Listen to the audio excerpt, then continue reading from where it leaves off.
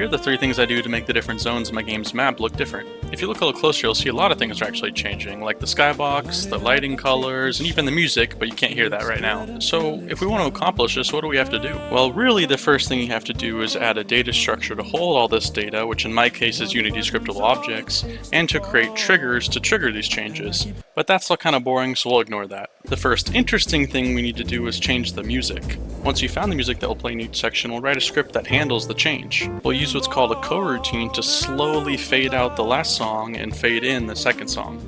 We also need to make sure our script restarts correctly in case we hit 2 triggers really quickly. The second thing we need to do is change how the skybox looks. The skybox actually moves because it's created with a shader, which is something that we can dynamically tweak at runtime. This means we can change things like the space color, the star color, how much the stars twinkle, or how twirled the space is, which is how we get these bands. Once we've written a configuration for each zone for the skybox, we can move on to the third thing, which is lighting. There's actually only 2 lighting colors that I use for each new section. We have the main light color and the ball light color. The main light is what lights up the whole scene and gives everything that unique hue in each section, and the ball light color is what lights up the ball.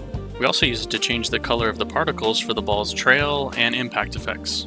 Also, fun fact, the ball light isn't actually just a light. It's actually a point light and 2 circular sprites. The 2 circle sprites behind the ball helps give that glow look that the normal light couldn't really achieve on its own. Anyway, I hope you thought this was all interesting. If you think the game looks cool, it's called a pinball game that makes you mad, and it's coming out November 4th. It's going to be coming out on Steam, and you can actually wishlist it today. Thanks for watching.